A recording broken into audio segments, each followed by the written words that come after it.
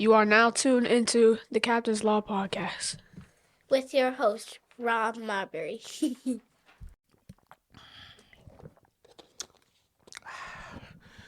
Yummy. All right, folks. We back in the lab. We back in the studio. This is the Captain's Law Podcast. I am your host, Rob.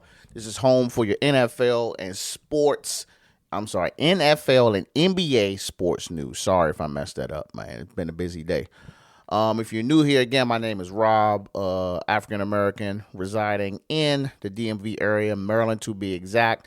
Diehard Washingtonian, Washington sports lover. In other words, I'm loyal to the soil. This is a weekly podcast, man. So this usually goes from week 1 NFL to the end of the NBA Finals. So if you like what you're hearing after this or during this or even now, I encourage you to follow, subscribe, and leave a rating on your respected streaming site. Helps with discoverability. Tonight's topics. In NBA news, we have the death of a legendary Hall of Fame player. We have week 4 analysis to get into Dallas's dry-ass win, the still remaining undefeated Minnesota Vikings, Philly getting their asses whooped, Baltimore steamrolling Buffalo, the Commanders tearing Arizona's ass up, and of course we got some questions for the community in there. So let's get into it. Let's start with the NBA. I'm pretty sure we already know, but I gotta pay homage when homage need to be paid.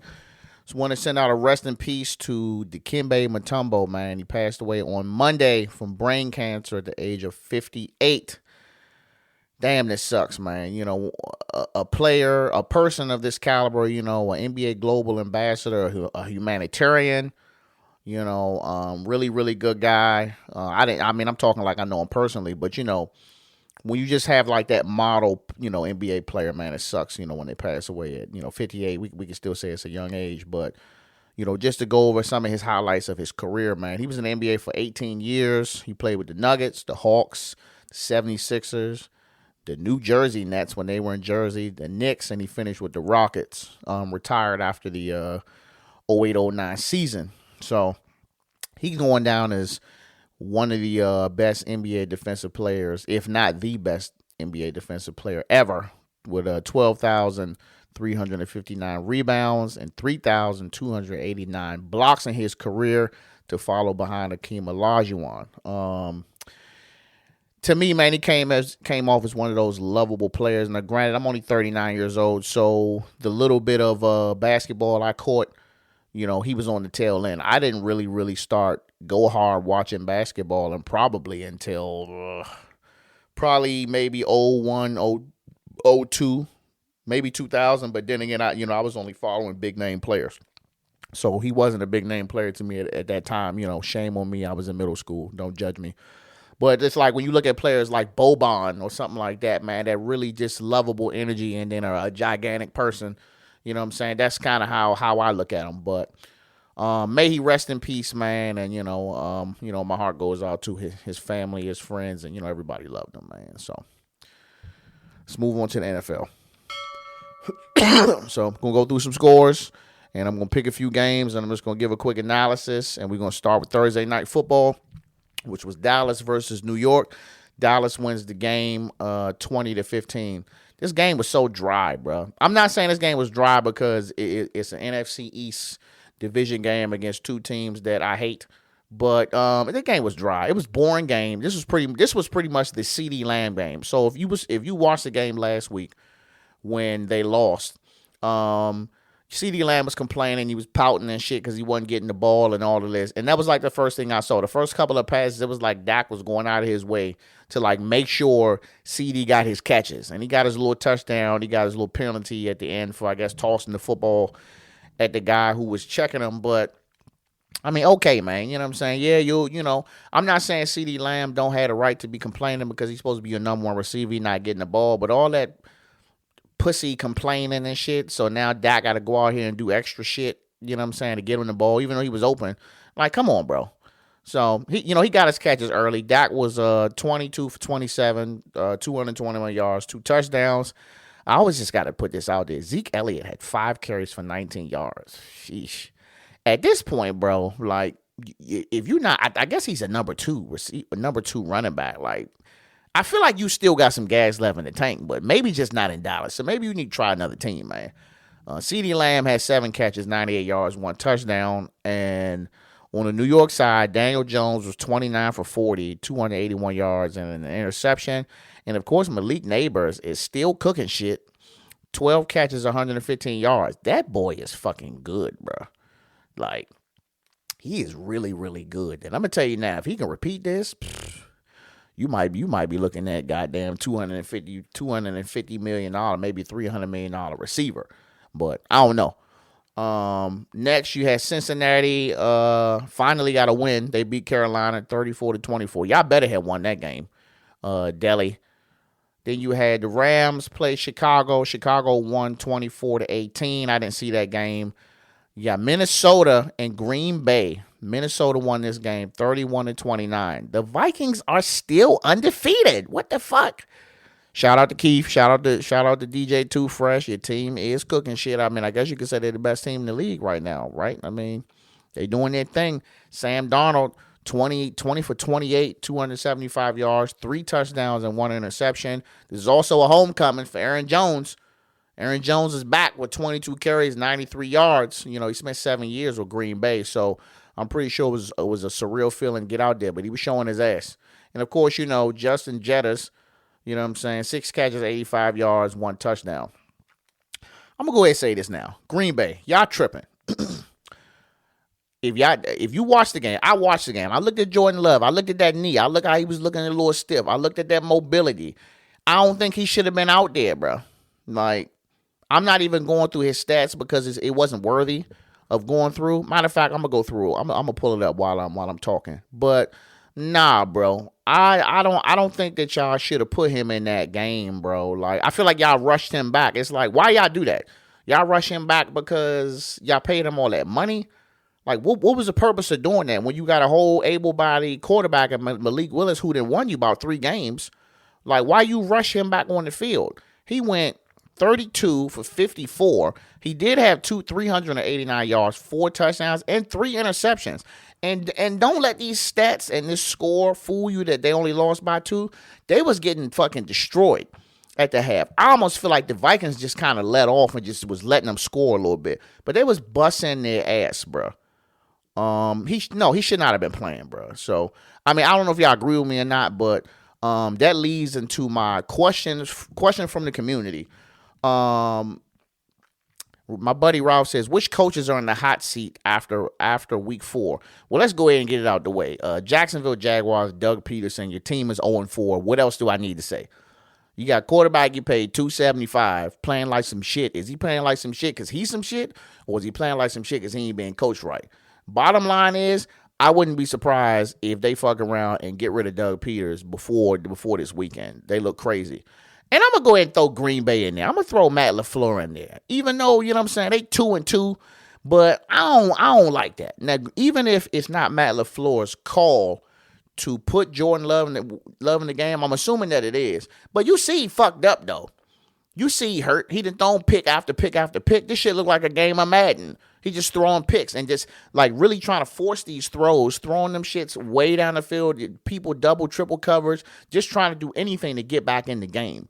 I just don't think he should have played him. So maybe not as bad as Doug Peterson, but I'm going to definitely go Green Bay coach Matt LaFleur. I'll be putting his ass in the hot seat this week. What else we got? We got Pittsburgh and Indianapolis played. Indianapolis, the Colts won 27-24. This is just yet again another 92-year-old quarterback stepping up to the call of duty and coming in and leading the team to victory. Joe Flacco came in and handled fucking business.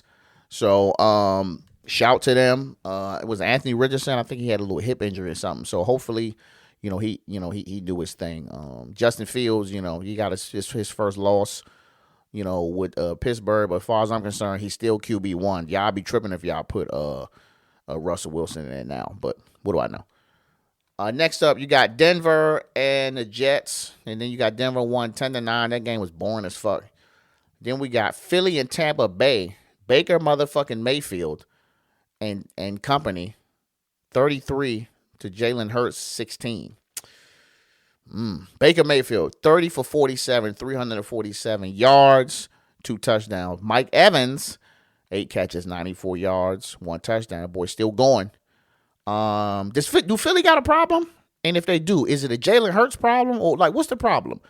Because it ain't Saquon. Saquon is producing. He gave you 84 yards this game. He ain't score, but he giving you at least 75 plus yards per game. Jalen Hurts was 18 for 30, 158 yards and 1 touchdown. 158 yards is not going to get it done. Not against no goddamn Baker Mayfield. Not against anybody. So I'm just trying to figure out what's going on with Philly. I need a Philly fan to just let me know what's going on with your team. Is it the play caller? Is it the defense? Is it your quarterback? Because if this is the team who's supposed to be favored, well, I mean, Philly's supposed to be favored to go to the Super Bowl every year, but they show us who they really are. But I don't know. I mean, at this point, let's go ahead and start including Baker Mayfield in the MVP conversation. I know it's early, but shit, the stats is there. He been cooking since the season started. So, you got Washington and Arizona. I'm going to get that last. You got Patriots and San Francisco. San Francisco busted their ass 30-13. Kansas City beat the Chargers 17-10, and they are down yet another running back, bro. Damn. So we'll see what they do this time. And I think this was a player-on-player injury. Oh, yeah, Cleveland and Las Vegas. Vegas won 20-16. And breaking news, Devontae Adams has requested a trade from the Las Vegas Raiders. Oh, wow. Who got enough money for him? I'd love for the Commanders to get him, but I'm still trying to figure out how we're going to keep half these players we signed for a one-year deal. So we probably going to be out on that. Buffalo played Baltimore Monday Night Football, 35-10. Eek. Josh Allen was getting his ass splattered out there, man. He was 16 for 29, 180 yards. That's it. There are no more notable stats to speak for the Bills. But on the Baltimore side, Lamar Jackson, 13 for 18, 156 yards, 2 touchdowns. Derek motherfucking Henry, 24 carries, 199 yards, 1 touchdown. Not to mention, an 87-yard run up y'all ass. They said that motherfucker was running 21 miles an hour. I believe it. I believe he ran 21 miles an hour for a second because I feel like he slowed down pretty quick, but shit. All right, so I'll be the one to admit that maybe I jumped the gun a couple of episodes ago when I said I felt like Baltimore was in trouble or the offensive line. I didn't like what I seen. All right, let me shut the fuck up on that. All right, I'll take that one. They back. They still dangerous. You know what I'm saying? I still got my $20 saying that I think the Commanders can get them. I'm not letting up off that. I still think that they can get them. You know what I'm saying? We'll see. We'll see them in November. And then you got 2 Monday Night Football games. Hey, let's stop doing the 2 Monday Night Football games. Let's stop. Because you got one whack-ass game, and then you got another game that starts like an hour after. So you had Tennessee and Miami. Tennessee won 31-12. Tennessee finally wins the game. Damn, I ain't like my man. I ain't like how my man Huntley was looking, man. I ain't like it. He looked like he ain't played football, like he ain't even been practicing. I ain't like that. So I want to give him another shot, man, because I like him. He when he was coming in for the Ravens behind Lamar Jackson, he was playing way better than that. So I want to see more of him. And then you had the Seahawks and Detroit. And Detroit was rolling 42-29. It was a good game, man. I'm really fucking with Detroit. Detroit is low key my pick, man, for to go to Super Bowl at the NFC East. I'm just saying, I like them, man. And let's get back to my Commanders. Where my clap at? Nope, that ain't it. Long claps for the Commanders. Long claps. First and foremost, I didn't even see this game. I was at my niece's dance recital. Shout to Niecey Poo. So, a bunch of us, most of the guys and then some of the women too, we all had our phones out. We were checking scores. So when the recital was going on, I looked at the score and it was 7-17. This was probably about 5 o'clock or something like that. So I think it was going in the half. So I said, okay, cool. I pull up to the house an hour later. I see 42-14. What? Bro, Jaden Daniels went fucking crazy. 26 for 30, 233 yards, 1 touchdown, and then he finally threw his little pick. It's okay. But not even him going crazy. The running backs, Brian Robinson, 21 carries, 101 yards, 1 touchdown. Jeremy Nichols, no Austin Eckler, no problem. 8 carries, 68 yards, 2 touchdowns. JD5 threw to 9 different receivers, bro. Not to mention my man, Scary Terry, who got the touchdown, who got a catch in the end zone. Bro, I don't know what's going on, bro. Maybe because he can scramble. You know what I'm saying? Maybe because we paid our offensive lineman. Our offensive line is just really starting to come together. But, bro, people be open, dog. Like, they used to be our biggest issue. It was like, damn, can't nobody get open? But it's like now someone is always open. And Jaden Daniels' vision is getting better and better and better every game, bro. And he always gonna give you one little run and shit. He pretty much getting his own personal touchdown each game. I don't know about that dancing though. They gotta get them dance moves together, man. Niggas dancing like they ain't never fucking moved their damn feet before. But I didn't expect. I thought the Cardinals was gonna be like a tough game for us. Even though, you know what I'm saying, that they had their little stats. Justin Connor had a over 100 yards, had a touchdown, but. Nah, I ain't think we was going to be steamrolling these teams like this. I'm just like, this got to be a record, like multiple 40-point wins. I don't remember the last time we beat more than one team with 40 points in the same season. I don't remember, so that might be a record. Don't quote me on that shit. But my team is looking sharp. You know what I'm saying? Stephen A. Smith approves. All the sports announcers approve. And all you out the closet Commanders fans approve as well. My team is cooking shit. And for those who want to say, oh, well, you ain't even a fan. Let's be crystal clear about this shit. I took one season off as a diehard Washington fan 2 seasons ago when we had Sam Howell. Because I just couldn't take it no more. So I was just a free agent, which mean I was just watching football. I wasn't rooting for nobody. I came back on board when he was still there before we got Jaden Daniels. So don't try to call me out on some, oh, we got Jaden Daniels. Nah, nigga. I've been here. So fuck all that. Question from the community, or more like statement. Commanders to the Super Bowl, question mark. Let's pump the brakes a little bit. Look, I know we all on a high right now. We parade in the streets, you know what I'm saying, butt naked and all that other shit. Let's relax, all right? I think the only thing I'm going to guarantee is we are going to the playoffs, and I'm about 2 more wins away. If we win 2 more games, let's say we win 2 more games in a row. Remember, I was the first one who said that we would win 10 games this year. So if we go 5-1. We will win 10 games. We will. So that's I'm sticking with that. You know what I'm saying? If anybody else disagrees, you know what I'm saying, let me know. But I think the Commanders are going to win 10 games this year. As long as don't nobody get hurt, we are definitely going to the fucking playoffs. And once we get to the playoffs, I don't know what's going to happen from there. You know what I'm saying? I can't call it. It's going to be a different sheet of music. But I'm really impressed on how my team is looking, man. It's been so long since we really been out here like able to yell and scream and rep our team that they playing good. So I love it, man. And we got the Browns this week at home.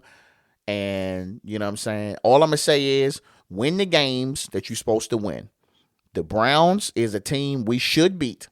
So we'll see. But that's all I got for y'all this week, man. Again, if you enjoyed this, share, subscribe, support, tell a friend, leave a rating. Cop out.